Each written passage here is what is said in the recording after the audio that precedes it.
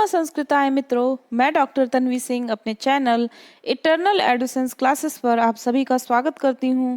आज मैं आपके लिए प्रत्यय के 1999 से लेकर अब तक जितने भी प्रश्न पूछे गए हैं उनको व्याख्या सहित लेकर आई हूं। इन प्रश्नों को देखने से आपको फायदा ये होगा कि पहले तो आपको प्रश्नों की प्रकृति पता चलेगी कि कैसे प्रश्न आते हैं। उसके बाद आप जब उसको सॉल्व करेंगे तो उससे ही संबंधित कई एग्जाम्पल हम व्याख्या में देख लेंगे, तो एग्ज़ाम में हमें इन्हीं में से नए प्रश्न भी मिल जाएंगे। तो ये वीडियो उन सभी मित्रों के लिए बहुत ही महत्वपूर्ण साबित होगा जिनकी व्याकरण में रुचि नहीं है, और जिनकी रुचि है उनके लिए भी फायदा होगा कि वो इन प्रश्नों को सॉल्व करेंगे तो उनको पता चलेगा कि उनकी तैयारी कहाँ तक हो गई है। तो चलिए ज़्यादा समय न नष्ट करते हुए हम सीधे आज की क्लास को स्टार्ट करते हैं। तो प्रत्यय से पहला प्रश्न हम देखेंगे कृदंत प्रत्यय से। जितने भी कृदंत और तद्धित दो प्रत्यय होते हैं, तो आपको सबसे पहले मैं कृदंत प्रत्यय के जितने भी प्रश्न एग्जाम में आए हैं उनको हल कराऊंगी व्याख्या सहित। तो आप देखते चलिए। पहला प्रश्न है, प्रत्यय का ज्ञान कराने के लिए सर्वप्रथम। इसका आंसर होगा प्रत्यय युक्त शब्दों के साथ कुछ वाक्यों को प्रस्तुत करेंगे। ठीक है, देखिए ये पीजीटी की परीक्षा में पूछा भी है। इसकी व्याख्या देख लेते हैं हम। प्रत्यय का ज्ञान कराने के लिए सर्वप्रथम प्रत्यय युक्त शब्दों के साथ कुछ वाक्यों को प्रस्तुत करेंगे जो वर्ण या समूह किसी धातु या शब्द के अंत में जुड़कर नए अर्थ की प्रतीति कराते हैं तथा शब्द की विश्वसनीयता में वृद्धि करते हैं, उसे प्रत्यय कहते हैं। प्रत्यय दो प्रकार के होते हैं, कृदंत प्रत्यय, तद्धित प्रत्यय। कृदंत क्रिया या धातु में लगने वाला, और तद्धित प्रत्यय जो होता है वो संज्ञा और विशेषण में लगने वाला होता है। तो यहाँ पे आपको ये चीजें ये भी याद कर लेनी चाहिए कि प्रत्यय दो प्रकार के होते हैं, कृदंत प्रत्यय, तद्धित प्रत्यय। जो कृदंत प्रत्यय होता है वो क्रिया या धातु में लगता है, और जो तद्धित प्रत्यय होता है वो संज्ञा और विशेषण में लगता है।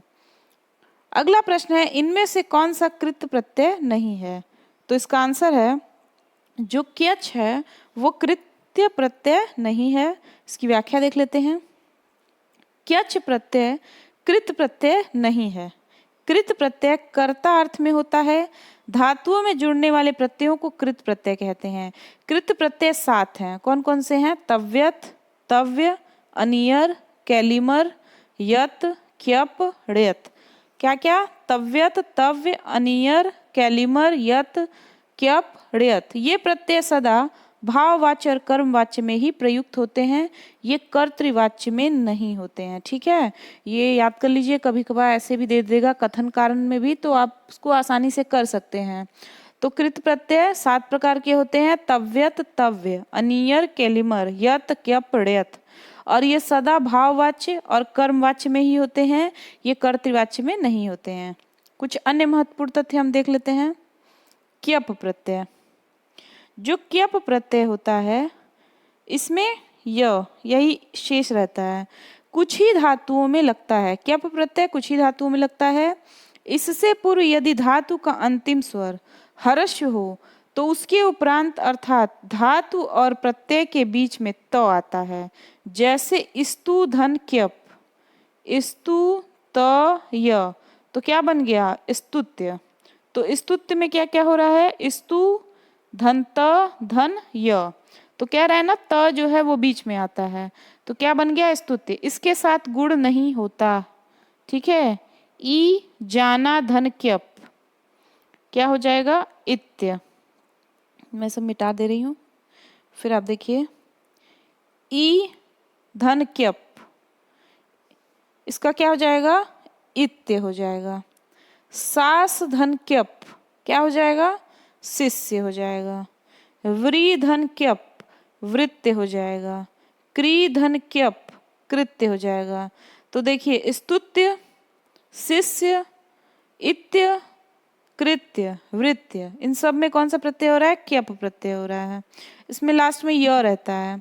अब कैलिमर प्रत्यय देख लीजिए। कैलिमर प्रत्यय में एलिम बचेगा। ठीक है, देखिए, छिद धन एलिम छिदेलिम, भिद धन एलिम भिदेलिम, पच धन एलिम पचेलिम। ठीक है, अब हम देखेंगे तव्यत तथा अनियर प्रत्यय। ठीक, पठनीय शब्द में कौन सा प्रत्यय है? तो पठनीय शब्द में अनियर प्रत्यय है। इसकी व्याख्या देख लेते हैं।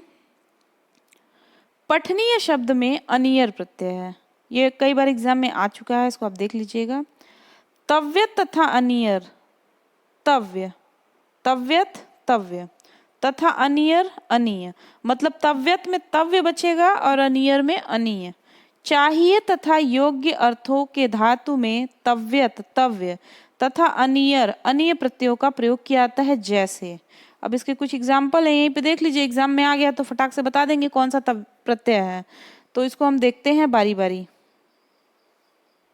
गम धन तव्यत गंतव्यम, पठ धन तव्यत पठितव्यम, हस धन तव्यत हसितव्यम, जी धन तव्यत जेतव्यम, दा धन तव्यत दातव्यम, क्री धन तव्यत कर्तव्यम, दृश्य धन तव्यत दृष्टव्यम, गम धन अनियर गमनीयम, पठ धन अनियर पठनीयम, एध धन अनियर एधनीयम, हस धन अनियर हसनीयम, जी धन अनियर जयनीयम, क्री धन अनियर करणीयम।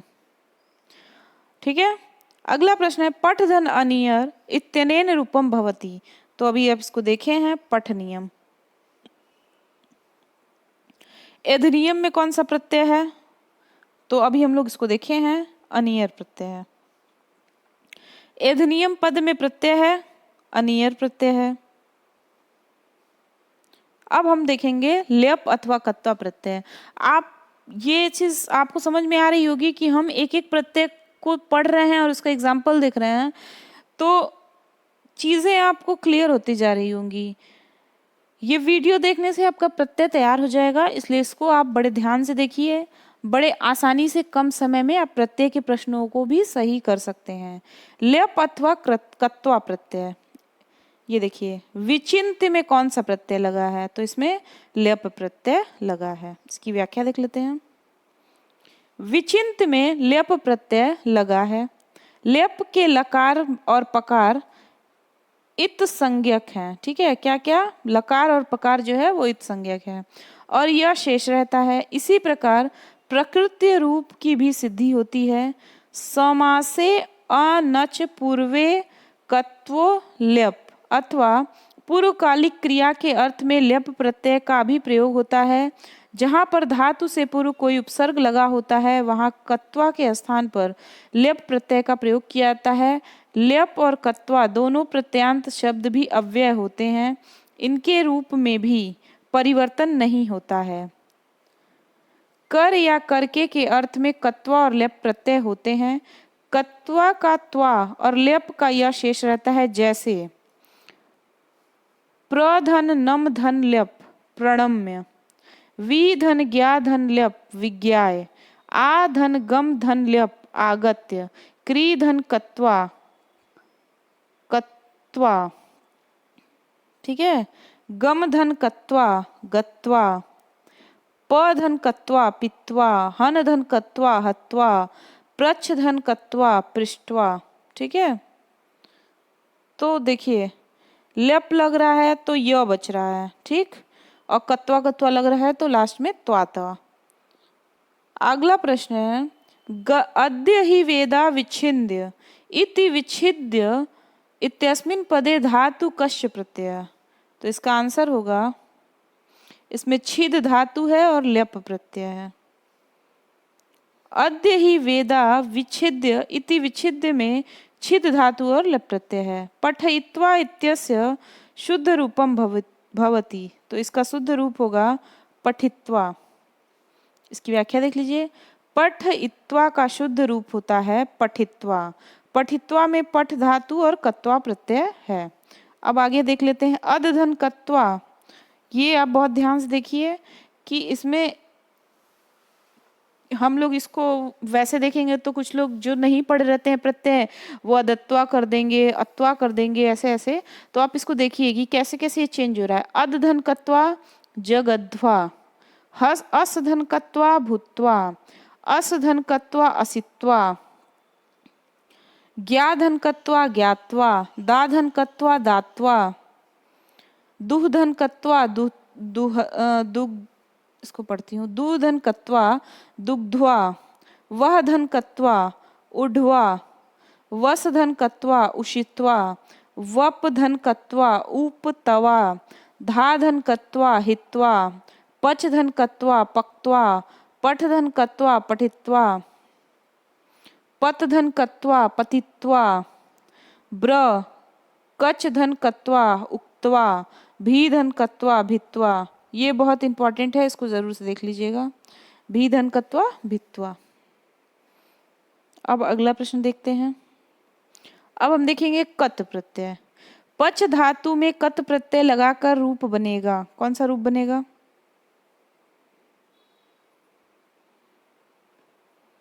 इसमें बनेगा पक्वा। इसको देख लेते हैं। पच धातु में कत प्रत्यय लगाकर पक्वा रूप बनता है। क्वत प्रत्यय सकर्मक धातुओं से भूतकाल कर्मवाच्य में तथा अकर्मक धातुओं से भूतकाल भाववाच्य में होता है। जैसे पाधन कत पीतः, श्रुधन कत श्रुतः, क्रीधन कत कृतः, दृशधन कत दृष्टः, क्रीधन कत कृतः, गमधन कत गतः, दाधन कत दत्तः, छिपधन कत क्षिप्तः, पठधन कत पठितः, पचधन कत पक्वः। कत प्रत्यय भाववाच्य और कर्मवाच्य के अर्थ में जोड़ा जाता है, अर्थात कर्ता में तृतीया तथा कर्म में प्रथमा विभक्ति तथा क्रिया कर्म के पुरुष वचन और लिंग के अनुसार होती है। कत या कता में क का लोप होने पर त शेष रहता है। अगला प्रश्न है क्षिप्तः में कौन सा प्रत्यय है? तो इसको भी हम लोग देख लिए थे, इसमें कत प्रत्यय है। शुषधन कत प्रत्यय में कौन सा शब्द बनेगा? तो ये इंपॉर्टेंट है, इसको जरूर देख लीजिएगा। शुष्का में शुषधन कत।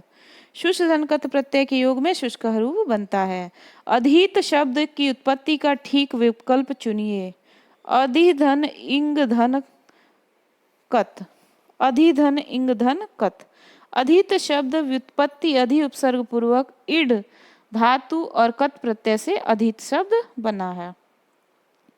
अन्य महत्वपूर्ण तथ्य देख लेते हैं यहीं पे। इसके एग्जाम्पल देख लेंगे, आपको एग्जाम में ऐसे ही मिल जाएंगे। विद धन कत विदितः, विद धन तव्यत वेदितव्य, भिद धन ण्यत भेद्य, अप धन नी धन यत अपनेय, उप धन शम धन घई उपशम, वी धन सी धन अच विषय, बाध धन ण्यत बाध्य, रंज धन घई प्रत्यय।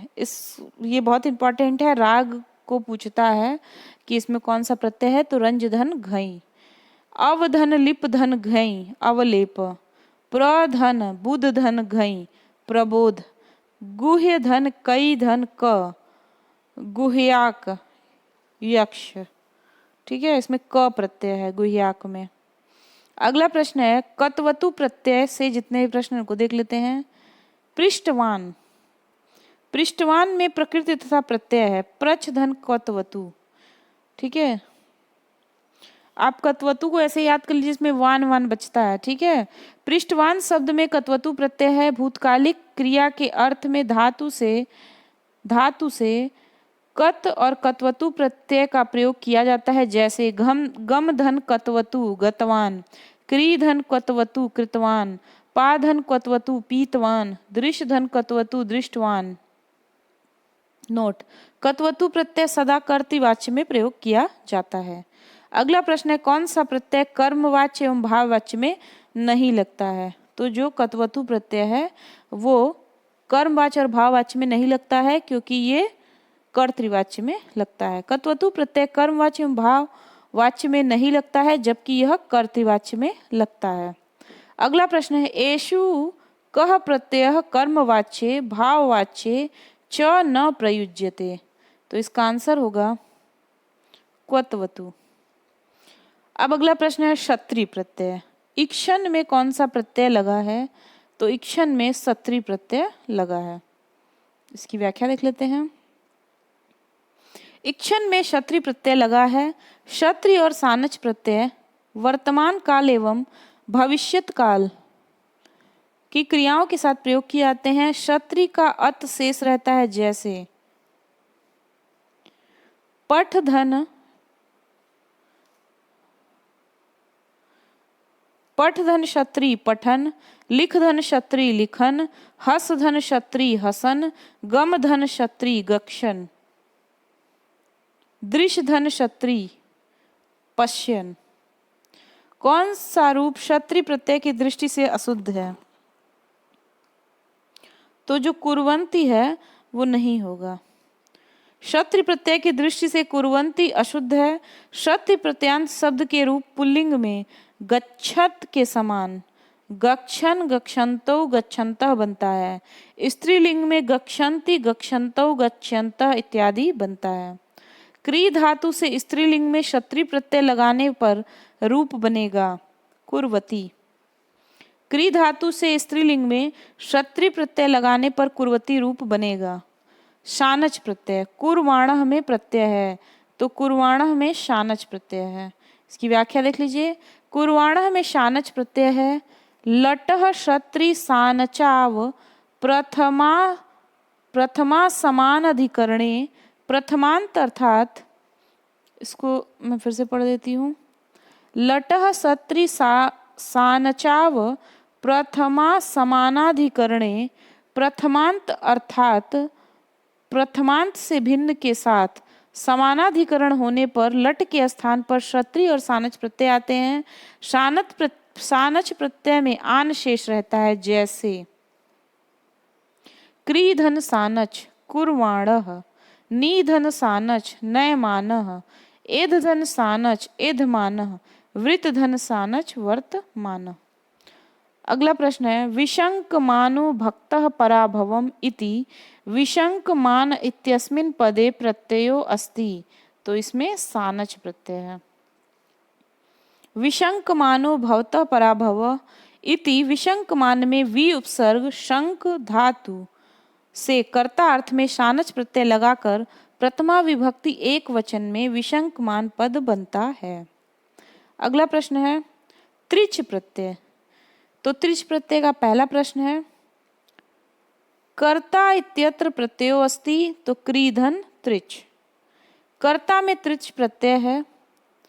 क्री धातु से कर्ता अर्थ में त्रिच प्रत्यय हुआ है।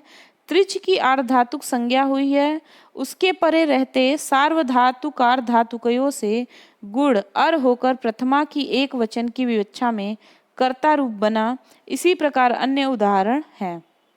हन धन त्रिच हंता, जी धन त्रिच जेता, श्रु धन त्रिच श्रोता, दा धन त्रिच दाता, वच धन त्रिच वक्ता, प्रच धन त्रिच प्रष्टा। गात्री में प्रत्यय है तो गात्री में त्रिच प्रत्यय है। गात्री में त्रिच प्रत्यय है, इसका सूत्र है ऋल त्रिचौ धातु से वाला कर्ता अर्थ में त्रिच प्रत्यय होता है। त्रिच का त्रिशेष रहता है। अगला प्रश्न है ऋयत प्रत्यय से।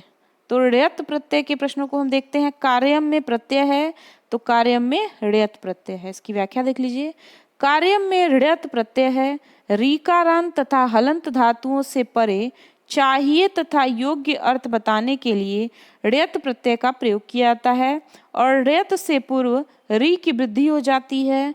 हलंत धातु की उपधा में यदि अ हो उसे दीर्घ हो जाता है, जैसे स्मृ धन ऋयत स्मार्यम, क्री धन ऋयत कार्यम, वच धन ऋयत वाच्यम, ह्री धन ऋयत हार्यम, क्री धन ऋयत कार्यम, वृष धन ऋयत वर्ष्यम, शु धन ऋयत श्राव्यम, पच धन ऋयत पाक्यम, पट धन ऋयत पाठ्यम, पू धन ऋयत पाव्यम। अब हम देखेंगे यत प्रत्यय के प्रश्नों को। दा धन यत का शुद्ध रूप है देयम। इसकी व्याख्या देख लीजिए। दा धन यत का शुद्ध रूप देयम है। कृत प्रत्यय में यत यह केवल ऐसी धातुओं में जोड़ा जाता है जिसके अंत में कोई स्वर हो अथवा जिनके अंत में प वर्ग का कोई वर्ण हो और उपधा में अकार हो। यत के पूर्व स्वर को गुण होता है। यदि आ हो तो उसके स्थान पर पहले ई हो जाती है और फिर गुण ए होता है। यत के पूर्व यदि धातु का अंतिम स्वर ए आई ओ अथवा औ हो तो वह ई हो जाता है और फिर गुण हो जाता है, जैसे अब देखेंगे हम। दा धन यत बराबर द धन ई धन य बराबर द धन ए धन य देय। फिर है धा धन यत बराबर धी धन य बराबर धे धन य धेय। गए धन यत गी धन य बराबर गे धन य गेय। छो धन यत बराबर छी धन य बराबर छे धन ये छेय।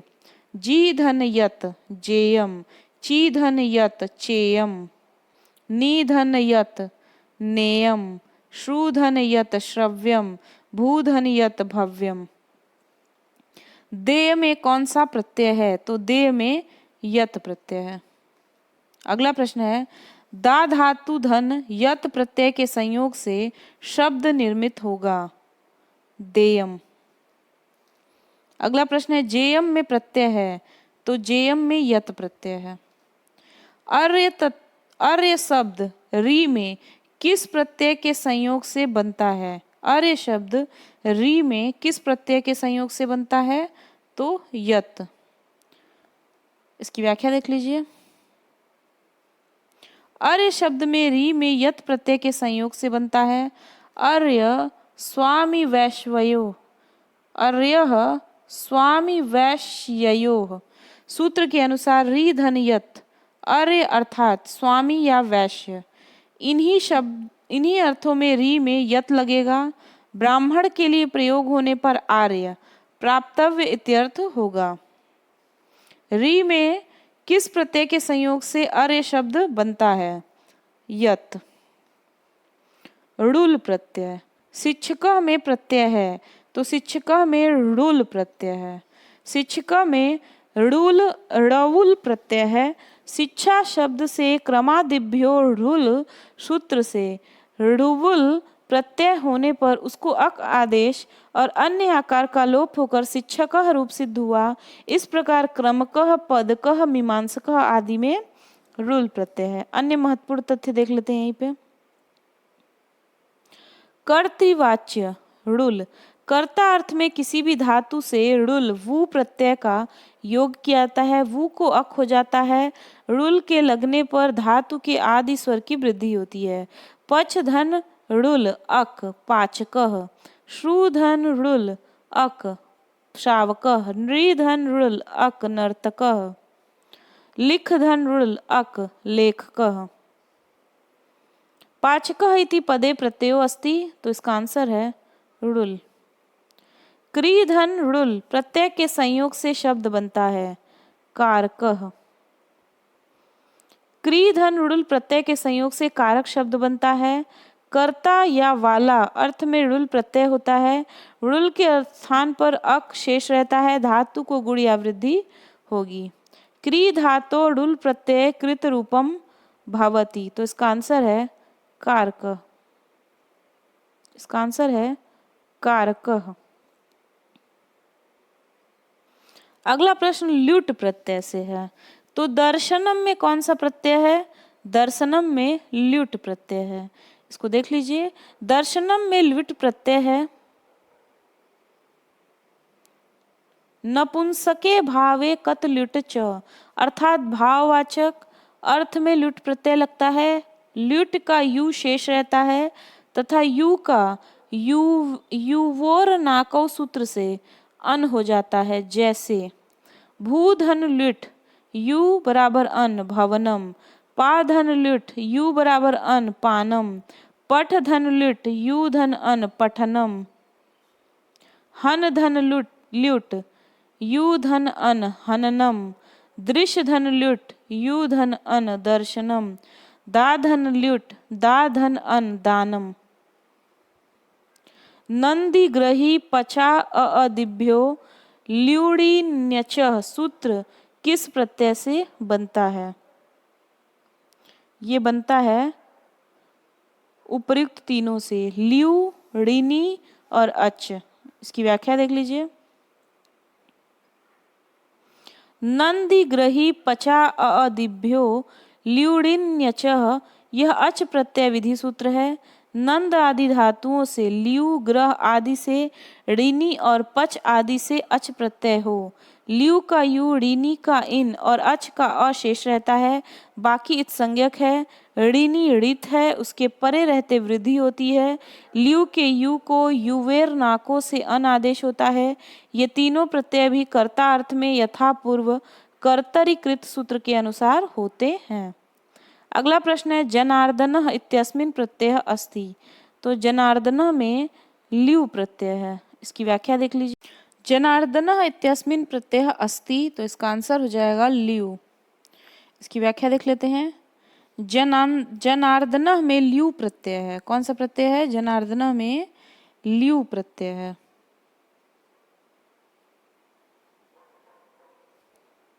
न ही ग्रही पचा अदिभ्यो ल्यूडिन्यचः, ल्यू में यू शेष रहता है तथा ल्यू के यू को युवोर नाकौ से अन आदेश होता है। जनार्दनः जन मर्द यतीति जनार्दनः। अब जो है हम तुमुन प्रत्यय के प्रश्नों को एक साथ देखेंगे। तो पहला प्रश्न है तुमर्थक प्रत्यय अधिक उपलब्ध होते हैं कहाँ पे? लौकिक संस्कृत में। इसकी व्याख्या देख लेते हैं। तुमर्थक प्रत्यय लौकिक संस्कृत में अधिक उपलब्ध होते हैं।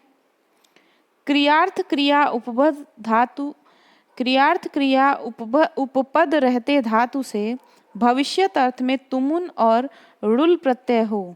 तुमुन ऋलौ क्रियायाम क्रिया अर्थायाम इस सूत्र पूर्वक। अन्य महत्वपूर्ण तथ्य यहीं पे देख लेते हैं। तुमुन तुम, निमित्तार्थक के लिए अर्थात क्रिया करने के लिए इस अर्थ में धातु के साथ तुमुन प्रत्यय लगता है।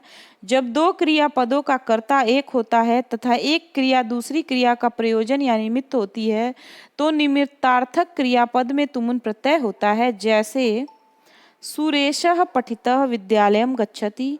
वाक्य में पढ़ना और जाना दो क्रियापद हैं जिसमें पढ़ना क्रिया का प्रयोजन है, जिसके लिए सुरेश विद्यालय जाता है, अतः पढ़ना पठितुम में तुमुन प्रत्यय है। समय, वेला आदि कालवाची शब्दों के साथ भी तुमुन प्रत्यय होता है। तुमुन प्रत्यांत शब्द भी अव्यय होते हैं, इनका रूप भी नहीं बदलता। अब हम देख लेते हैं इसके एग्जाम्पल। गम धन तुमुन गंतुम, हन धन तुमुन हंतुम, पा धन तुमुन पातुम, दा धन तुमुन दातुम, प्रच्छ धन तुमुन प्रष्टुम, दृश्य धन तुमुन द्रष्टुम। वह धातु से तुमुन प्रत्यय लगने पर रूप बनेगा वोढ़ुम। इसकी व्याख्या देख लीजिए। वह धातु से तुमुन प्रत्यय लगने पर रूप बनेगा वोढ़ुम वोढ़ु। तुमुन प्रत्यय को अर्थ के लिए होता है। तुमुन प्रत्यय को अर्थ के लिए होता है। तुमुन प्रत्यय में तुम शेष रहता है। अब हम देखेंगे घई प्रत्यय। रागः इत्यस्मिन् पदे प्रत्ययो अस्ति, तो इसमें घई प्रत्यय है। इसकी व्याख्या देख लीजिए। राग इस पद में घई प्रत्यय है। राग यहाँ रंज धातु से भाव में भावे सूत्र से रंजनम राग इस अर्थ में अथवा रंजयते रंगने का जो साधन हो, इस प्रकार करण अर्थ में अकर्तरी सूत्र से न कार के संज्ञायाम से घई प्रत्यय हुआ। दोनों अर्थों में प्रकृति सूत्र से नकार का लोप हुआ।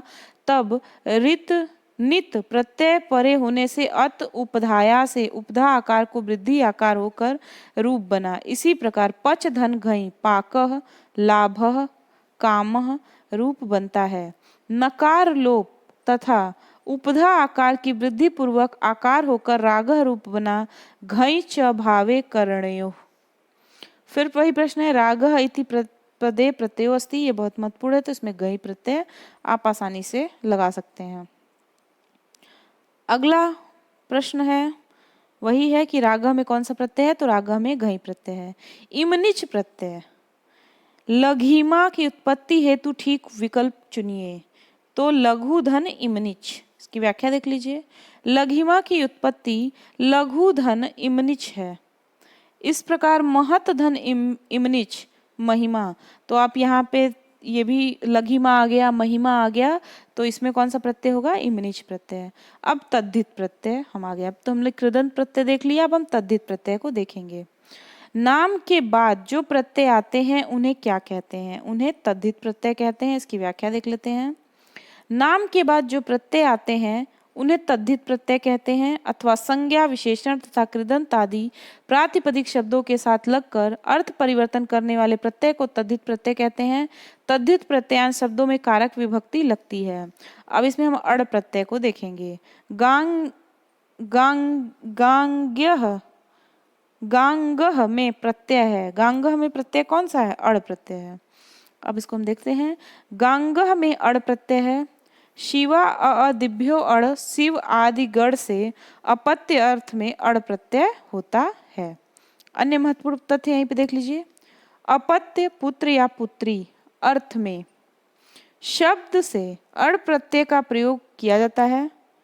अड़ प्रत्यय करने पर आदि स्वर की वृद्धि होती है। गांग्य इस पद में अड़ प्रत्यय है, जैसे वसुदेव धन अड़ वासुदेव, वशिष्ठ धन अड़ वशिष्ठ, विश्वामित्र धन अड़ वैश्वामित्र, गणपति धन अड़ गाणपतम, अश्वपति धन अड़ आश्वपतः, यदु धन यड़ यादवः, पांडु धन अड़ पांडव,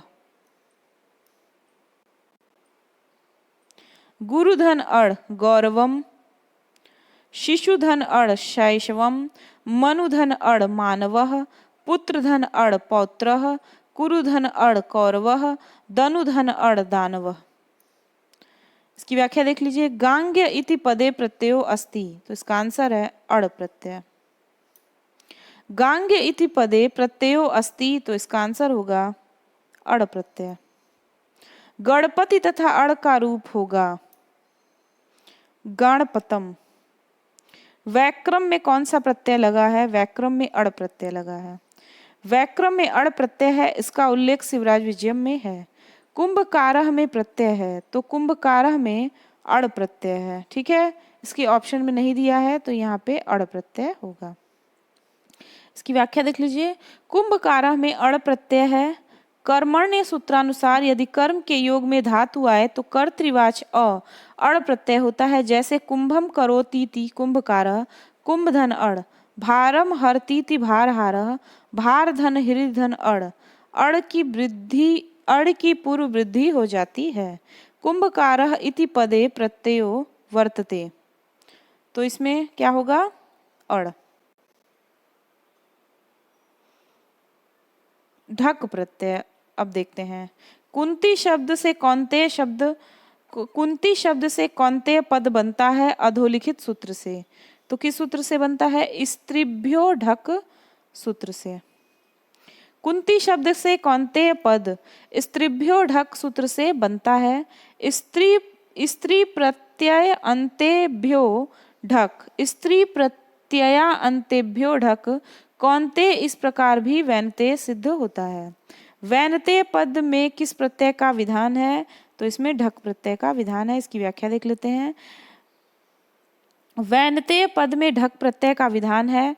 स्त्रीभ्यो ढक सूत्र से यहाँ स्त्री प्रत्यांत विनता शब्द से ढक प्रत्यय प्रकृत सूत्र से हुआ। ढकार को ए आदेश पूर्वक तथा किति च से आदि वृद्धि और अंत्यलोप होने पर वैनतेय बनता है। ठक इक प्रत्यय, इसका होगा मासिकम में प्रत्यय है ठई प्रत्यय। ठीक है, इसको देखते हैं। मासिकम में ठई प्रत्यय है।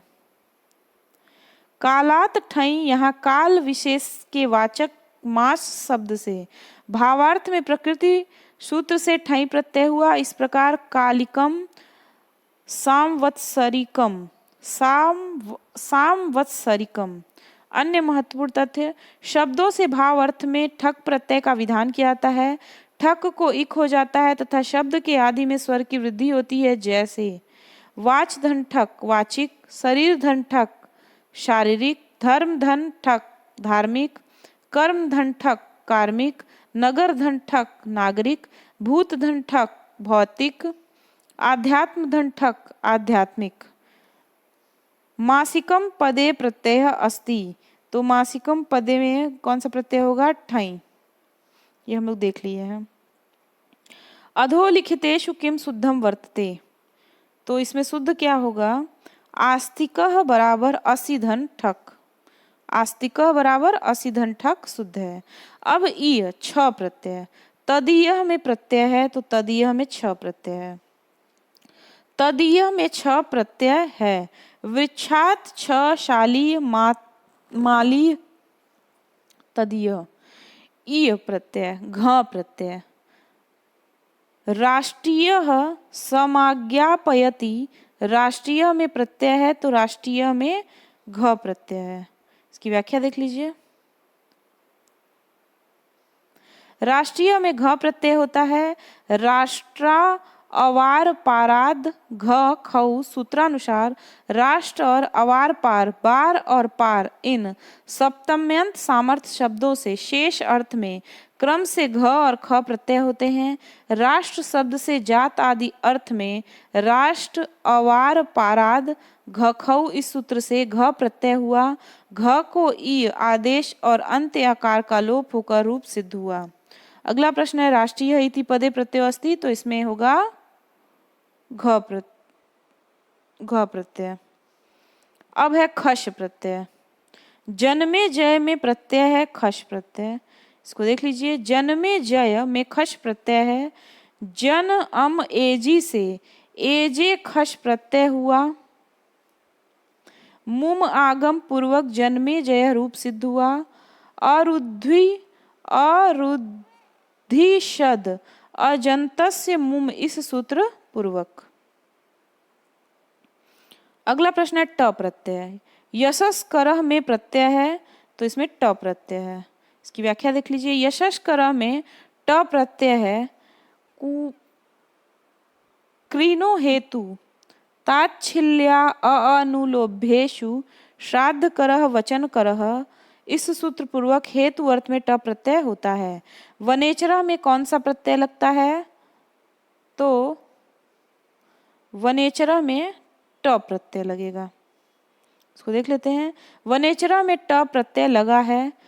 चरेष्टः अधिकरणे उपपदे कुरु चरः, अधिकरण उपपद रहते हुए चर धातु से ट प्रत्यय हो, ट प्रत्यय के टकार की संज्ञा होती है।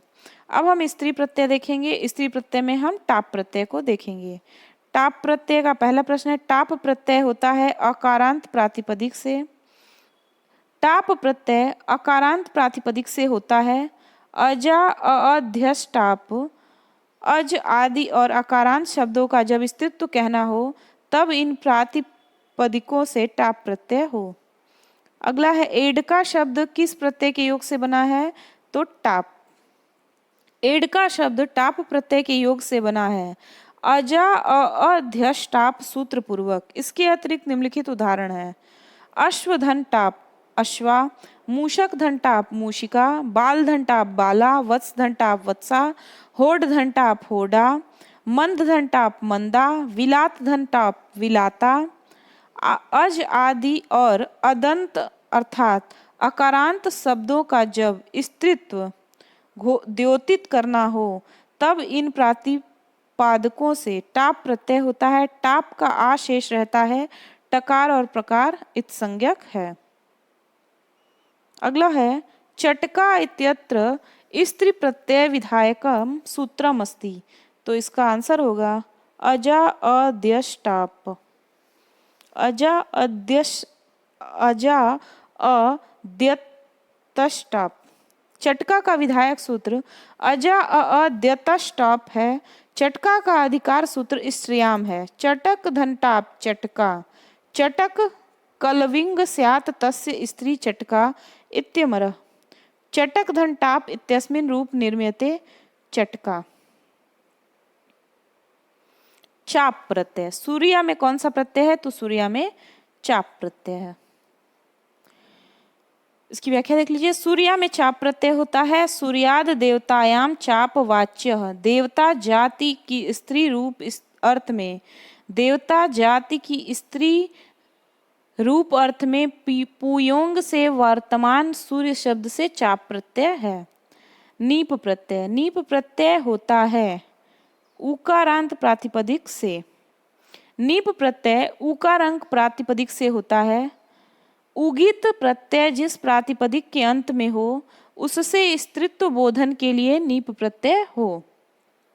लावणिकः का स्त्रीलिंग क्या होगा? लावणिकी।